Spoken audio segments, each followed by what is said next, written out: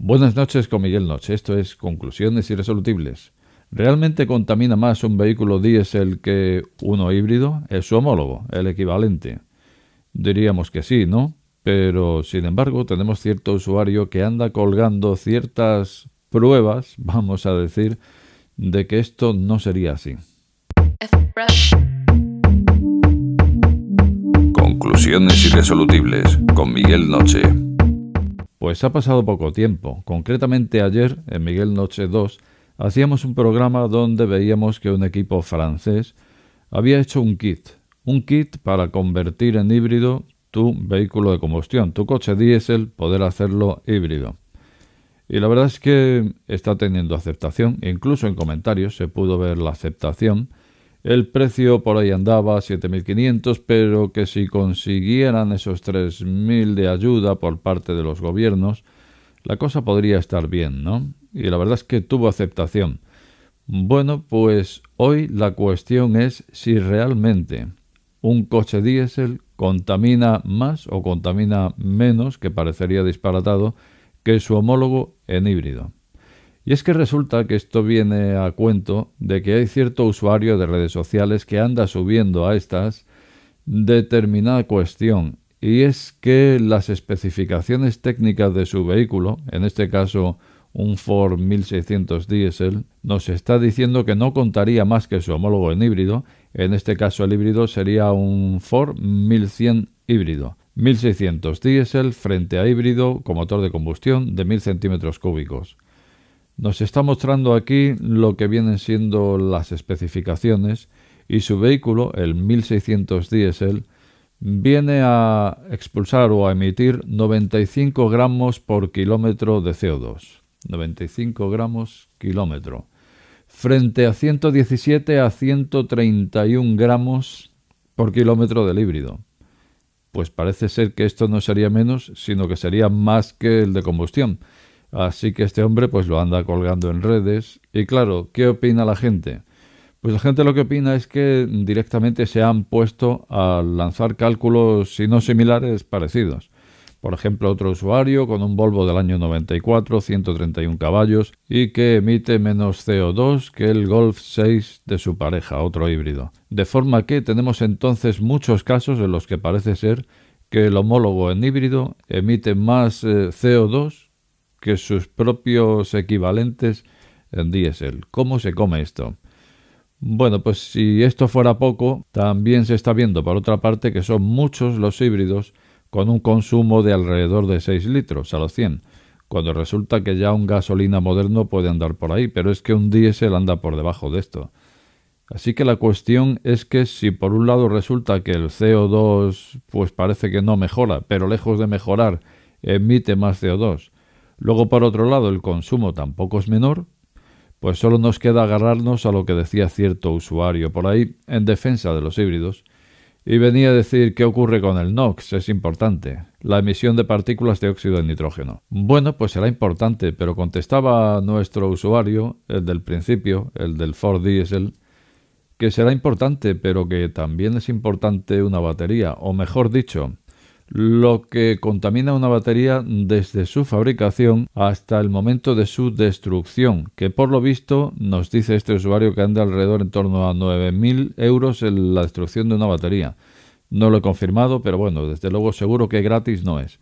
Así que por un lado ya vemos que nos cuesta un dinero el destruir la batería, pero por otro lado, efectivamente, en esa destrucción hay una emisión de partículas contaminantes que seguro que en un coche de combustión pues ese equivalente a toda esa batería nos lo podíamos ahorrar también. De forma que tenemos aquí una cuestión que no sé si se ha planteado suficientes veces, desde luego aquí no lo habíamos planteado, y es esa misma. ¿Qué ventaja puede tener el vehículo híbrido respecto a su homólogo en combustión? Y si bien en el programa de ayer resulta que tuvo bastante aceptación en este sentido, en que podríamos seguir conservando nuestro coche de combustión reconvertido a híbrido, pues resulta que, ¿qué ocurre cuando te compras un híbrido nuevo? Si resulta que ni tiene menos huella de carbono, ni consume menos, y al final el problema de la batería y demás. Es una cuestión que habría que tenerla en cuenta. Cuestión que, si seguimos tirando del hilo, nos llevaría a otra segunda cuestión. Y la llevo escuchando desde hace mucho tiempo también, y es si el coche eléctrico realmente, y viéndolo en global, emitiría menos partículas contaminantes o, en definitiva, menos, incluso hasta huella de carbono, y englobando pues todo tipo de partículas, que el propio vehículo de combustión. Porque desde luego, visto por encima, pues sí es cierto que, y rompiendo una lanza a favor del coche eléctrico, pues hay que decir que las ciudades se van a ver muy descontaminadas. Si todos los vehículos fueran eléctricos, podríamos respirar en las ciudades bastante mejor. Pero la cuestión, y lo que miran los políticos y lo que en definitiva se está mirando, es esa huella de carbono. Eso es lo que hay que reducir. Y por otro lado, esas partículas contaminantes, las de óxido de nitrógeno, por ejemplo. Y visto en ese global, pues ya sabemos, y sobre todo en este canal, que un coche eléctrico tiene baterías, si bien hermosas, varios cientos de material en esa batería, que luego hay que achatarrar, o mejor dicho, destruir, más tarde o más temprano. Podrán durar X, pero cuando se acaban hay que destruirlas. ¿Y qué ocurre con toda esa emisión de partículas si las tomamos, las sumamos al propio achatarramiento del vehículo finalmente? Lo sumamos a la propia emisión de partículas más la propia huella de carbono de la fabricación del vehículo. Lo comparamos con todo ese global del vehículo de combustión. Y uno en un lado de la balanza y otro en el otro. ¿Realmente qué nos diría uno y qué nos diría otro? Desde luego no es sencillo encontrar datos al respecto, porque los humanos tienen por costumbre el tomar una cuestión, plantearla, resolverla y obtener tantos resultados como planteamientos haya. Es así, es que no es decir muy sencillo, vamos a verlo. Bueno, pues si vamos a verlo, hay que hacer la ecuación, hay que tomar todos los parámetros de la ecuación y desarrollarlo. Pero aquí el error suele estar en el planteamiento, y es que de una persona o entidad o lo que sea que se ponga a desarrollar la ecuación en cuestión, resulta que lo contrastas con otra y salen números absolutamente dispares. Y esto es porque uno ha metido determinados factores en la ecuación, el otro no, pero ha metido otros. Y al final resulta que, lo que digo siempre, el ser humano no es poseedor de nada cuando hablamos de este escenario. Así que, como no tenemos los datos totales de todo lo que envuelve a una situación, pues realmente iba a ser muy difícil hacerlo. Pero yo pienso que si se quisiera hacer, se haría.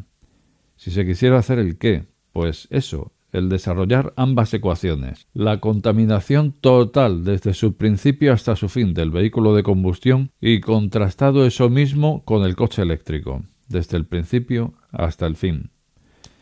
Sería interesante tener el resultado.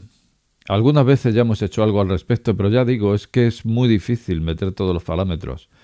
Pero creo que la cuestión que se ha manejado hoy aquí, que es vamos a decir, demostrar, entre comillas, que un vehículo de combustión respecto a su homólogo en híbrido puede contaminar menos, digamos que esto levanta la liebre para hacernos el mismo planteamiento respecto a un eléctrico.